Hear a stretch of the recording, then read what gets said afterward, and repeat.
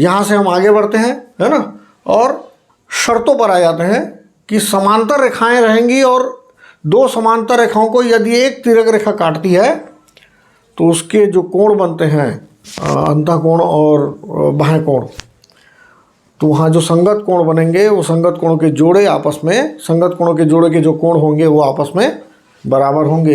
एकांतर कोणों के भी जो जोड़े होंगे वो आपस में, जोड़े में जो कोण होंगे वो आपस में बराबर होंगे। तो देख लेते हैं एक बार फिर अच्छे से। जैसा पहले बताया था कि दो समांतर रेखाएं अगर हम लोग बोल लेते हैं तो मतलब ये दोनों रेखाएं समांतर है, इसको ये L है और ये M है, इसको हम लोग नाम दे देते हैं कि ये दोनों L और M आपस में समांतर हैं। ये समांतर का चिन्ह है ना, L समांतर M, और ये जो तिर्यक रेखा है N वो इन दोनों को अलग अलग बिंदुओं पर काट रही है। एक बिंदु ये हो जाएगा और एक बिंदु ये हो जाएगा।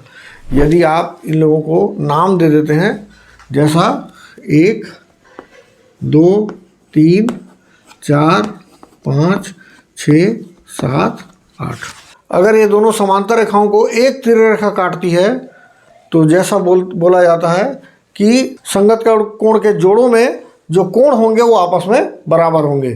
तो इस आधार पर हम लोग देख लेते हैं कि कौन से जोड़े संगत कोणों के हैं और कौन से जोड़े एकांतर कोणों के हैं। जो संगत कोण के जोड़े होंगे वो जोड़े के कोण होंगे वो आपस में बराबर होंगे। तो यदि हम सिर्फ नंबर के आधार पर देखते हैं तो संगत कोण आपको कौन कौन से नज़र आते हैं, है ना, कौन कौन से संगत कोण के हैं जो जोड़े हैं। जैसा मैंने पहले बताया था, संगत कोण इस तिर्यक रेखा के एक ही तरफ बनेंगे, मतलब जो एक जोड़े के जो कोण होंगे वो दोनों इस तिर्यक रेखा के एक ही ओर बनेंगे और इन दोनों समांतर रेखाओं के ऊपर की तरफ बनेंगे। जैसे पहला जोड़ा अगर हम देखना चाहते हैं तो वो इस तिर्यक रेखा के एक ही ओर बनेगा, मतलब 1 4 और 5 और 8, लेकिन वो इन दोनों रेखाओं के ऊपर की ओर बनेंगे। तो इसके ऊपर में है 1 और इसके ऊपर में है 5। तो पहला जोड़ा आपको मिल जाता है कि हम लिखना चाहते हैं तो कोण 1 बराबर हो जाएगा कोण 5 के। ये पहला जोड़ा है। दूसरा जोड़ा हो जाएगा, आप देखेंगे तो ये 4 है और ये 8 है, मतलब कोण 4 जो है वो कोण 8 के बराबर होगा। कोण 4 जो है वो कोण 8 के बराबर होगा। ये भी वैसी है, तिर्यक रेखा के एक ही ओर, और इन दोनों रेखाओं के ये नीचे में है और ये इसके नीचे में है, तो दोनों नीचे में मिलेंगे। जैसे ये दोनों हमको ऊपर में मिले थे, ये दोनों हमको नीचे में मिलेंगे। तो कोण 4 बराबर क्या हो गया, कोण 8। ये दोनों भी आपस में बराबर होंगे। मैं बता दूं बराबर, इसके पहले मैंने बराबर नहीं लिखा था क्योंकि वो समांतर रेखाएं नहीं थी, ये समांतर रेखाएं हैं। और जब भी समांतर रेखाओं को कोई तिर्यक रेखा काटती है तो वहाँ पर जो कोण बनते हैं, जहाँ जो संगत कोणों के जो जोड़े मिलते हैं आपको, या एकांतर कोणों के जो जोड़े मिलते हैं वो आपस में बराबर होते हैं। तीसरा, ये दोनों जोड़े चूँकि दाहिनी ओर मिले थे, अब बाकी के दोनों जोड़े जो हैं वो बाईं ओर मिलेंगे। जैसे ये 2 है, ये 2 चूँकि इस रेखा के इधर में है और इस रेखा के ऊपर में है, तो दूसरा भी इस रेखा के इधर मिलेगा और इस रेखा के ऊपर में मिलेगा। ऐसी विशेषता वाला कौन सा कोण हो रहा है, 6। तो कोण 2 जो है वो कोण 6 के बराबर में होगा, और बच जा रहा है कोण 3 और कोण 7। ये चौथा जोड़ हो जाएगा, कोण 3 बराबर कोण 7, ये आपस में बराबर होंगे। तो इस तरीके से आप लोगों को संगत कोणों को आप लोग देख सकते हैं। यदि कोण 1 का मान 40 अंश होगा तो कोण 5 भी 40 अंश का होगा। यदि कोण 4 का मान 60 अंश होगा तो कोण 8 भी 60 ही अंश का होगा। यहाँ कोण 2 अगर 50 अंश का है तो कोण 6 भी 50 अंश का होगा। ये दोनों आपस में बराबर होंगे। तो यदि कोई भी एक कोण आपको बता देता है तो आप दूसरा कोण तुरंत लिख सकते हैं। और इन कोणों को आपस में जब ज्ञात करने का आएगा, जो हमारे पुस्तक में जो सवाल दिए हुए हैं उनके आधार पर हम लोग जरूर इन लोगों को बनाकर देखेंगे। ये थे संगत कोण के जोड़े मिलते हैं आपको। इसी तरीके से हम लोग एकांतर कोण के जोड़े देख लेते हैं। एकांतर कोणों के युग्म, जैसा इसमें बताया था कि एकांतर कोणों को हम लोग 2 तरीके से बोलते हैं। पहला हो जाता है अंतः एकांतर कोण और दूसरा हो जाता है बाह्य।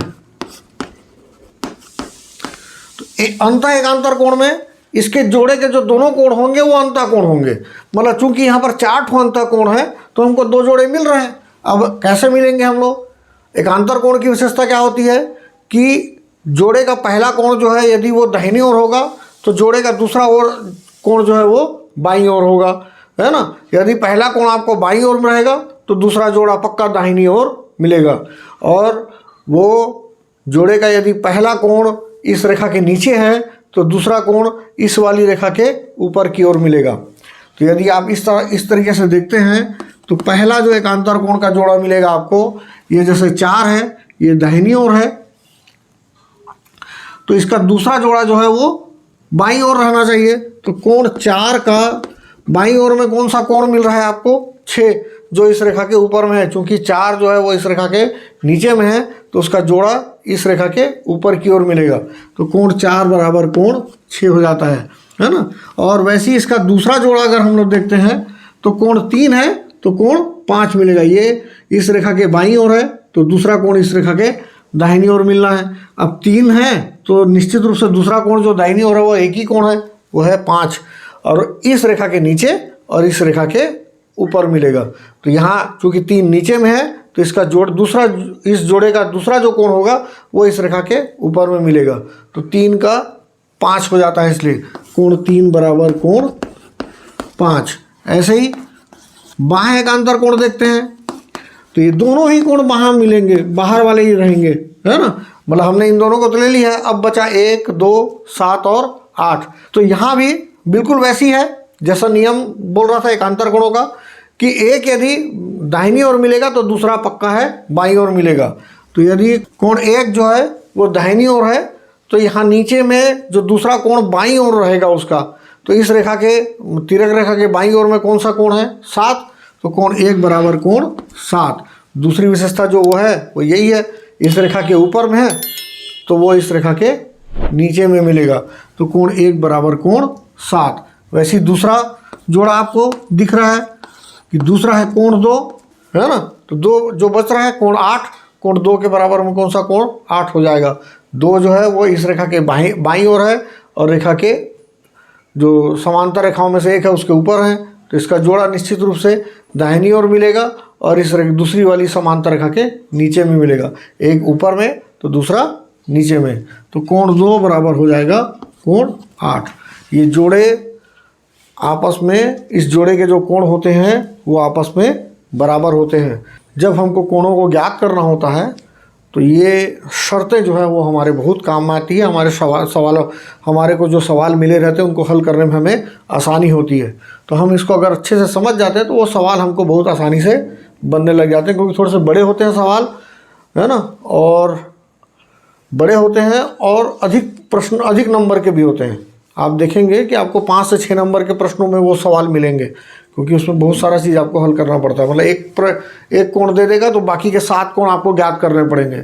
बारी बारी से ज्ञात होते जाते हैं, दिक्कत नहीं होती है यदि आप अच्छे से उसको समझ जाते हैं, यदि आपकी पूरी अवधारणा क्लियर है, अच्छे से आपको समझ में आई है। तो इसके अगले वीडियो में हम लोग इन एकांतर कोणों के जो सवाल होंगे, हम लोग जो हमारे पुस्तक में दिए हुए हैं, हम लोग उनको हल करके देखेंगे कि हम कैसे उन एक कोण के आधार पर बाकी कोणों को ज्ञात करेंगे और किस तरीके से हम उन्हें हल कर सकते हैं। धन्यवाद। आपको मेरा वीडियो पसंद आया हो तो ज़रूर लाइक करिए, कमेंट करिए, सब्सक्राइब करिए, है ना, जिससे आपको और मैं जो भी मेरी समझ होगी उसके अनुसार मैं आपको सही और अच्छी जानकारी देने की कोशिश करता रहूँगा। धन्यवाद।